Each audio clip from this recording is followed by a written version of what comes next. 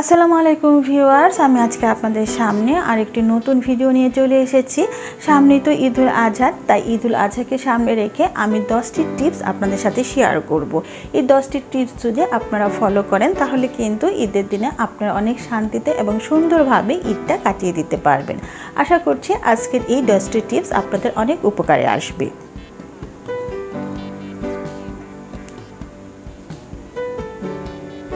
প্রথম টিপস, আমাদের বাসায় কিন্তু এরকম ছোট ছোট ছুরি, তারপরে দা, বটি এগুলা থাকে। এগুলা যতটুকু আমাদের প্রয়োজন সেটাই আমরা নিত্যদিনে ব্যবহার করি, কিন্তু বাকিগুলি কি করি, বাসার যে স্টোর রুম থাকে বা রান্নাঘরের উপরের সেলফ থাকে ওখানে রেখে দিই। যদি এগুলা সবগুলি বের করে পরিষ্কার করে আমরা এগুলাকে ধার দিয়ে নিই তাহলে দেখা যাবে এই কুরবানি ঈদের দিন আপনার যখন যে জিনিসটা প্রয়োজন হবে তখনই কিন্তু সাথে সাথে বের করে আপনি ব্যবহার করতে পারবেন। বেশি খোঁজাও লাগবে না, কোনো কিছু করতে হবে না। আপনারা সুন্দর করে গুছিয়ে রেখে দিবেন, এগুলো যখন যেটা প্রয়োজন হবে সেটাই কিন্তু তখন ব্যবহার করতে পারবেন। দ্বিতীয় টিপস, আমাদের বাসায় কিন্তু এরকম বড় বড় অ্যালুমিনিয়ামের থালা থাকে, প্লাস্টিকের বলেন, তারপরে এরকম আপনাদের প্লাস্টিকের বল বলেন, অ্যালুমিনিয়ামের বল বলেন, এরকম বড় বড় সসপ্যান, পাতিল, ডেচকি এগুলো কিন্তু থাকে। এগুলো যদি ঈদের আগে ধুয়ে পরিষ্কার করে, আমাদের সবার বাসায় কিন্তু বারান্দা থাকে, বারান্দায় যদি রোদে দিয়ে রাখি তাহলে কিন্তু এই জিনিসগুলি দীর্ঘদিন ভালো থাকবে এবং ঈদের দিনেও কিন্তু আপনারা এইসব জিনিস দিয়ে মাংস ভাগাভাগির ক্ষেত্রে বলেন, রান্নার ক্ষেত্রে আপনারা কাজে লাগাতে পারবেন।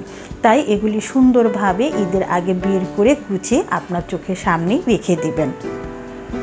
যখন যেটা প্রয়োজন হবে সেটা দিয়ে আপনারা ঝটপট কাজে লাগিয়ে নেবেন। তৃতীয় টিপস, এরকম বড় প্লাস্টিকের শিট পাওয়া যায়, যা পলিথিনের মতন পাতলা আর একটু মোটা হয়, পাতলার চেয়ে একটু মোটা হয় পলিথিনের চেয়ে। এগুলা আপনার গজ হিসাবে ব্যবহার করা হয়। হ্যাঁ, এগুলা গজ হিসাবে তারা বিক্রি করে। এগুলা আপনারা ক্লথের মতন সুন্দরভাবে মাটিতে বিছিয়ে আপনারা কোরবানির যে মাংসটা আসবে সেটা কিন্তু ভাগে ভাগ করে দিতে পারবেন। সেই জন্য দেখা যাবে আপনার মেঝেটা নষ্ট হবে না, কারণ মাংসের যে রক্ত থাকে, গন্ধ থাকে, এগুলো মেঝেতে যদি লেগে যায় এগুলো ধুয়ে মুছে নিতে অনেক কষ্ট হয়, বা গন্ধটা যদি একদিন দুদিন থেকে যায় তাহলে অনেক ধরনের জীবাণু হতে পারে। যদি এইসব আপনারা প্লাস্টিকের শিট বিছিয়ে নেন, বিছিয়ে মাংসগুলি ভাগাভাগি করেন, সেই ক্ষেত্রে কিন্তু দেখা যাবে যে আপনার এই মাংসটা ভাগাভাগি করার পর সুন্দরভাবে ধুয়ে রৌদ্র দিয়ে আপনি বছরের পর বছর এটা ব্যবহার করে রাখতে পারবেন যদি যত্ন করে আপনি রেখে দেন। চতুর্থ টিপস, এরকম ছোট ছোট পলিথিনের ব্যাগ কিনে নেবেন, যেটা দিয়ে সহজে আপনি আপনার ফ্যামিলির জন্য 1 কেজি বা 2 কেজি করে ভাগ করে সুন্দরভাবে পলিথিনে রেখে ফ্রিজে রেখে দিতে পারবেন। বা গেস্টদেরকে যখন দিবেন তখন অবশ্যই আপনার একটা কিছু লাগবে মাংসটা দেওয়ার জন্য, তখন এইসব পলিথিনেও কিন্তু আপনারা মাংস দিয়ে মাংসগুলি কুরবানি ঈদে বিলি করতে পারবেন। ভাবে পলিথিনগুলি আগে থেকে কিনে গুছিয়ে আপনার হাতের কাছে রেখে দিবেন। পঞ্চম টিপস, আমি এখানে কিছু মশলা নিয়েছি। এই মশলাগুলিকে ভেজে ব্লেন্ডার করে আমি মাংসের যে মশলা সেটা তৈরি করে নিব। এই মাংসের মশলার A to Z একটি ভিডিও আমি আমার চ্যানেলে দিয়েছি, সেটার লিঙ্ক আমি আমার ডেসক্রিপশন বক্সে দিয়ে দিব। সেটা যদি আপনারা দেখেন তাহলে আপনারা এই মশলাটা আগে থেকেই তৈরি করে রাখবেন, তাহলে কুরবানি ঈদে আপনাদের অনেক সহজ হবে। শুধু মশলাটা ব্যবহার করেই কিন্তু আপনারা কেজি 5 কেজি 10 কেজি করে কিন্তু আপনারা মাংসটা তৈরি করে ফেলতে পারবেন, কোনো ধরনের ঝামেলাও হবে না। ষষ্ঠ টিপস, এভাবে কেজি করে পেঁয়াজ 1 কেজি 2 কেজি 3 কেজি আপনাদের যতটুকু লাগবে কেজি করে পেঁয়াজ কুচি কুচি করে সুন্দর করে আপনারা বক্সে করে নর্মাল ফ্রিজে রেখে দিবেন। দেখা যাবে যে কুরবানি ঈদের সকালে যখন মাংস রান্না করবেন তাড়াহুড়ো করে, তখন এই পেঁয়াজগুলি দিয়ে সুন্দর করে কিন্তু আপনারা মাংস রান্না করতে পারবেন, বা অন্য কোনো রেসিপিও কিন্তু তা করে রান্না করতে পারবেন। শুধু ঈদের দিন না, ঈদের দিন ছাড়াও যদি এভাবে পেঁয়াজ আপনারা সুন্দর করে কেটে ফ্রিজে রেখে দেন তাহলে কিন্তু দেখা যাবে হঠাৎ করে গিয়ে যদি আপনার বাসায় চলে আসে তখন আপনারা বিভিন্ন ধরনের রেসিপি রান্না করে খাওয়াতে পারবেন। সপ্তম টিপস, ঈদে তো অবশ্যই আমরা কলিজা খাই, কিন্তু এই কলিজা দেখা যাবে অনেক সময় যদি রান্না করেন তাহলে দেখা যাবে কি কলিজা রান্না করলে একটু কালচে কালচে চলে আছে, তখন কিন্তু দেখা যায় যে মাংসটা যদি দেখতে ভালো না লাগে তখন কিন্তু খেতেও ইচ্ছা করে না। তাই এই কালো ভাবটা দূর করার জন্য একটি টিপস আছে, সেটা আমি আপনাদেরকে দেখিয়ে দিচ্ছি। একটি ফুটন্ত পানি নিয়েছি আমি পাতিলে।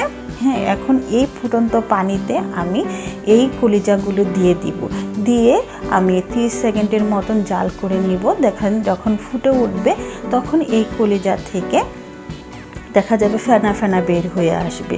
এই ফেনা ফেনাটা যদি আপনারা দূর করে রান্না করেন তাহলে কিন্তু আপনার কলিজাটা দেখা যাবে রান্না করলে অনেক সুন্দর হয়ে যাবে। এই যে এরকম ফেনা ফেনা হয়ে উঠে আসছে দেখেন। এখন আমি এই কলিজার থেকেটাকে আমি ভালোভাবে ধুয়ে ঝরা দিয়ে নেব। এই যে আমি ধুয়ে পরিষ্কার করে ঝরা দিয়ে নিয়ে আসলাম। এখন এই কলিজাটা যে কোনো রেসিপি করেন খেতেও সুন্দর লাগবে, অনেক মজা হবে, এবং কিন্তু যে কোনো রেসিপির কালারটা দেখতেও অনেক সুন্দরই লাগবে। তাই অবশ্যই এই টিপসটা আপনারা এবার ফলো করবেন। অষ্টম টিপস, অবশ্যই আপনারা এই কুরবানির ঈদের আগে বেশি করে বেরেস্তা করে রাখবেন। বেরেস্তা করলে কী হবে, আপনারা যখনই পোলাও রান্না করেন, মাংস রান্না করেন, কুরমা রান্না করেন, যে কোনো ডিশই রান্না করেন সেখানে কিন্তু আমাদের বেরেস্তাটা প্রয়োজন হয়, এবং এই বেরেস্তাটা যদি আমরা যে কোনো রেসিপিতে ব্যবহার করি তার টেস্টটাও কিন্তু দ্বিগুণ পরিমাণে বেড়ে যায়। তাই অবশ্যই বেরেস্তা বেশি পরিমাণে করে একটি প্লাস্টিকের বক্সে, এয়ারটাইট বক্সে রেখে নর্মাল ফ্রিজে রেখে দেবেন। যখনই আপনাদের ইচ্ছে করবে তখনই আপনারা এই বেরেস্তাটা বের করে যে কোনো রেসিপিতে ব্যবহার করতে পারবেন। নবম টিপস, আমি এখানে কিছু মশলা নিয়েছি। এই মশলা দিয়ে আমি হোয়াইট কোরমার মশলা তৈরি করব, কারণ ঈদে অবশ্যই আমাদের একটা কোরমার রেসিপি থাকতে হয়। তাই আমি এই মশলা দিয়ে এই হোয়াইট কোরমার রেসিপিটা তৈরি করব। এই হোয়াইট কোরমার রেসিপির একটি মশলার ভিডিও আমি আমার চ্যানেলে দিয়েছি, সেটার লিংক আমি আমার ডেসক্রিপশন বক্সে দিয়ে দিব। আপনারা A to Z দেখে এই হোয়াইট কোরমাটা তৈরি করে ফেলবেন, এবং ঈদের দিন এই হোয়াইট কোরমা দিয়ে কিন্তু আপনারা অতি সহজে এই মশলাটা ব্যবহার করে হোয়াইট কোরমাটা তৈরি করতে পারবেন। তাই এই হোয়াইট কোরমার মশলাটা অবশ্যই আপনারা ঈদের আগে তৈরি করে সংরক্ষণ করে রাখবেন। দশম টিপস, আপনারা ঈদের দিন অবশ্যই 5 কেজি 10 কেজি করে বেশি করে মাংস রান্না করে রাখবেন, কারণ ঈদের দিন, ঈদের পরের দিন দেখা যায় যে এই কুরবানির ঈদে 7 দিন পর্যন্ত কিন্তু আমাদের মেহমান লেগেই থাকে। যখন তখন আপনারা যদি বেশি করে রান্না করে বক্স করে করে ডিপে রেখে দিতে পারেন, তাহলে যখনই মেহমান আসবে তখনই আপনারা ডিপ থেকে বের করে নেবেন এবং মেহমানের সামনে পরিবেশন করতে পারবেন। এত বেশি আপনাদের ঝামেলাও লাগবে না। যখন ইচ্ছে করবে বের করবেন, বের করে গরম করে সুন্দর করে মেহমানের সামনে পরিবেশন করে নেবেন। আশা করছি আজকের এই 10টি টিপস আপনাদের অনেক উপকারে আসবে। যদি এই টিপসগুলি আপনাদের ভালো লাগে তাহলে আপনারা আপনাদের ফ্যামিলি মেম্বারের সাথে শেয়ার করবেন। আমার চ্যানেলটা সাবস্ক্রাইব করে বেল আইকন দিবেন, তাহলে যখনই আমি নতুন নতুন ভিডিও দিব তখনই সঙ্গে সঙ্গে আপনার নোটিফিকেশন পেয়ে যাবেন। সবাই সুস্থ থাকবেন, সবাই ভালো থাকবেন। আল্লাহ হাফেজ।